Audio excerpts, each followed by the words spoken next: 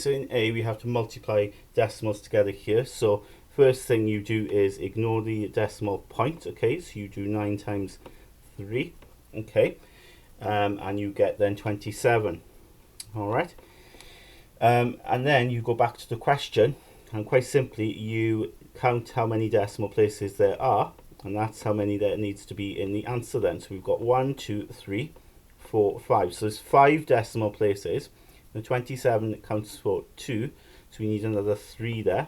So we've got 5 in total. So you got 1, 2, 3, 4, 5. So we write 27 as 000, 27, and then the decimal point here. So you can see then it matches 5 decimals in the answer, 5 in the question. Okay, so with B, now with this here, you can see we're squaring it. Now you just got to, don't worry, there's a fraction. When you're squaring, okay, you just see that you're timesing a fraction by itself.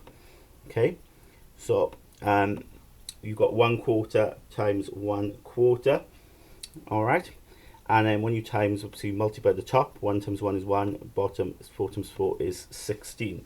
Okay, now with C, we need to consider this in 2 sort of parts. So you can add the whole parts if you want to begin with. So 3 add 2 is 5. Okay, so we've got 5 whole parts there. Then we add the fractions. Okay, so you've got to do 5/12 plus 3/4. Well, when you add fractions, we've got to get the denominators the same, yeah? So we maybe change that one. Okay, so 5/12 here. 3/4 will become 9/12. Okay, so you scale it up. You times top and bottom by 3. Okay, so now we've got common denominator of 12. Now we add them, so you get 14/12. Okay, so the answer to this here is 14/12. But remember, that's an improper fraction. Okay, so to make it a proper fraction, you see how many holes are there. Well, 12 goes into 14 once, and 2 left over 12. Okay, so that's 1 and 2/12. And you can even simplify that to be 1 and 1/6. Okay, so remember then, that's what the fractions add up to, but you've also got the whole parts there. So you've got to put these together at the end.